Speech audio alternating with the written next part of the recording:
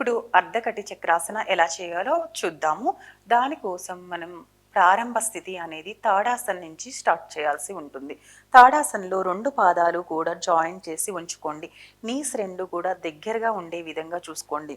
అలాగే బటక్స్‌ని out side కాకుండా in సైడ్‌కి రోల్ అయ్యే విధంగా ఉంచుకొని ఓవరాల్ బాడీ అంతా కూడా కంప్లీట్‌గా ఇలా కొంచెం స్ట్రెచ్ చేసి రిలాక్స్ చేసేసేయండి. సో, స్పైన్ అనేది చాలా నిటారుగా ఉంది. బాడీ అంతా కూడా బాగా స్ట్రెచ్ అవ్వడం జరిగింది. ఈ యొక్క స్థితి నుంచి ఈ విధంగా ప్రారంభ స్థితి తాడాసన స్థితికి వచ్చేసేయండి. ఇక్కడి నుంచి శ్వాసను తీసుకుంటూ నెమ్మదిగా కుడి చేతిని పైకి తీసుకుని వెళ్ళండి. ఈ షోల్డర్ లెవెల్ వెళ్ళిన తర్వాత మీరు అరిచేతిని ఈ విధంగా పైకి తీసుకుని వెళ్ళాలి. ఇక్కడి నుంచి డీప్ బ్రీతింగ్ చేస్తూ ఇంకాస్త పైకి వెళ్ళి మీ యొక్క బైసెప్స్ అనేవి ఇలా ఇయర్కి టచ్ అయ్యే విధంగా చూసుకోండి. ఈ యొక్క స్థితిలో కంప్లీట్గా మీరు రిబ్ కేజ్ని లిఫ్ట్ చేయడానికి ట్రై చేయండి. ఇక్కడి నుంచి శ్వాసను వదులుతూ నెమ్మదిగా ఎడమ వైపుకి వెళ్ళే విధంగా చూసుకోండి. మీ యొక్క బాడీ ఎంత కంఫర్ట్ అయితే అంత వరకు వెళ్ళే విధంగా చూడాలి. ఈ యొక్క స్థితిలో ఒక 5 కౌంట్ వరకు ఉండండి.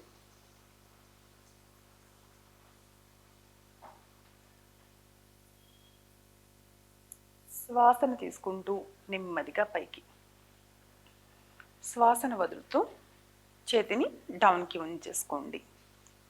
అలాగే ఇప్పుడు లెఫ్ట్ హ్యాండ్ని పైకి తీసుకుని వెళ్ళేటువంటి ప్రయత్నం చేద్దాము. Deep breathing. మోచేతులు ఎక్కడ కూడా బెండ్ అవ్వకుండా చూసుకోండి. అలాగే మోకాళ్ళు కూడా స్ట్రైట్గా ఉండాలి, ఎక్కడా కూడా బెండ్ అవ్వకూడదు. Then slowly side. ఎక్కడ కూడా మీ యొక్క బాడీని టైట్ చేయొద్దు, ముందుకి ఇలా పడిపోవద్దు. కొంచెం వీలైతే సైడ్కి కొంచెం బ్యాక్కి ఉండే విధంగా చూసుకోండి.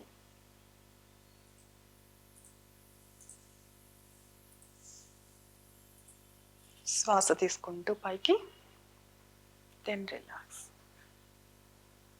ఈ విధంగా మనం నిదానంగా బ్రీతింగ్ మీద ఫోకస్ చేస్తూ ఇన్హేల్ చేస్తూ పైకి మరియు ఎక్సేల్ చేస్తూ సైడ్కి వెళ్ళాలి. సైడ్కి వెళ్ళిన తర్వాత ఎక్కడ కూడా బ్రీతింగ్ని హోల్డ్ చేయొద్దు. జస్ట్ నార్మల్ బ్రీతింగ్లో ఫోకస్ చేస్తూ ఉండండి, అంతే.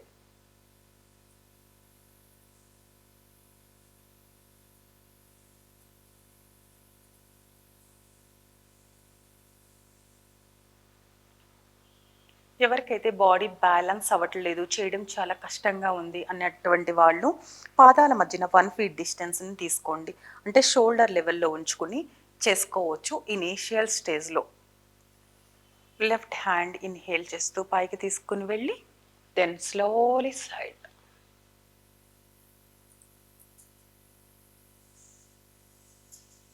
చేతి వేళ్ళని కలిపి ఉంచండి.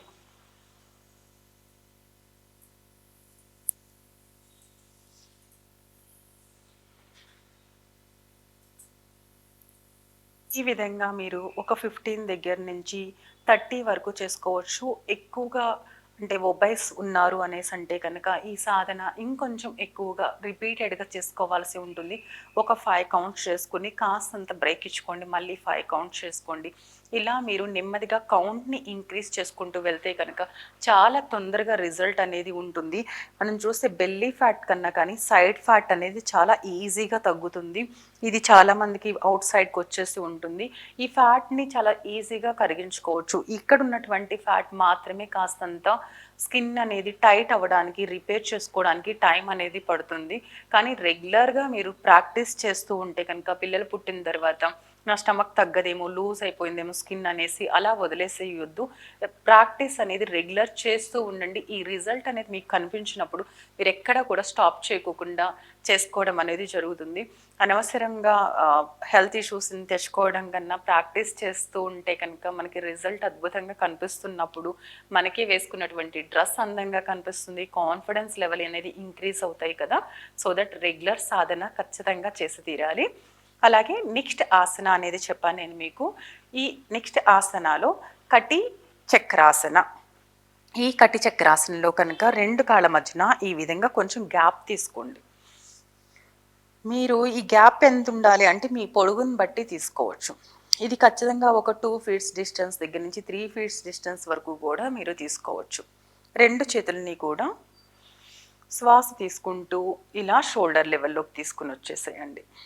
ఇక్కడి నుంచి శ్వాసను వదులుతూ నడుముని కంప్లీట్గా ట్విస్టింగ్ చేస్తూ రైట్ హ్యాండ్ని ఈ విధంగా షోల్డర్ పైకి ఉంచి లెఫ్ట్ హ్యాండ్ని బ్యాక్ తీసుకుని వెళ్ళేటువంటి ప్రయత్నం చేయండి. దీనిలో లెఫ్ట్ హ్యాండ్ని చూస్తూ ఉండాలి, అంటే బ్యాక్కి చూడాలి. నడుము ట్విస్టింగ్ని గమనిస్తూ ఉండండి. శ్వాస తీసుకుంటూ మరలా యథాస్థితికి హ్యాండ్ని చేంజ్ చేసుకోండి. Inhale, then slowly exhale, twist your body.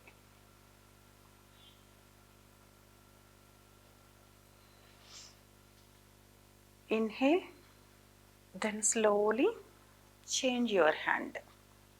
దీనిలో మీరు నడుము ఏ విధంగా ట్విస్ట్ అవుతుందో చక్కగా ఫోకస్ చేయండి. అలాగే మీ యొక్క ఓవరాల్ లుక్ అనేది బ్యాక్కి ఉండాలి. At a same time legs మొత్తం కూడా ట్విస్టింగ్ అనేది చేసేవద్దు. లెగ్స్ స్ట్రైట్ ఉండాలి. ఓన్లీ అప్పర్ బాడీ మాత్రమే దీనిలో ఇన్వాల్వ్ అయి ఉండాలి. ఇంకొకసారి చేసి చూపిస్తున్నాను, జాగ్రత్తగా గమనించండి. Inhale, exhale.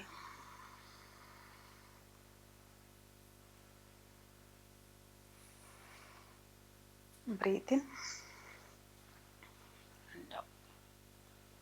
చేతిని చూడండి, ఈ విధంగా కాకుండా అరచేతిని ఇలా కింద ఉంచే ప్రయత్నం చేయండి. వేళ్ళన్నీ కూడా జాయింట్ అయి ఉండాలి. నిదానంగా స్లోగా బాడీని ట్విస్ట్ చేస్తూ వెళ్ళాలి. ఇలా కొన్ని రోజులు సాధన అనేది చేసుకున్న తర్వాత మనకి ఎలాంటి హెల్త్ ఇష్యూస్ లేవు, దీనిలో కళ్ళు తిరగట్లేదు అంటే ఇంకొంచెం స్పీడ్గా కూడా దీన్ని మీరు చేసుకోవచ్చు.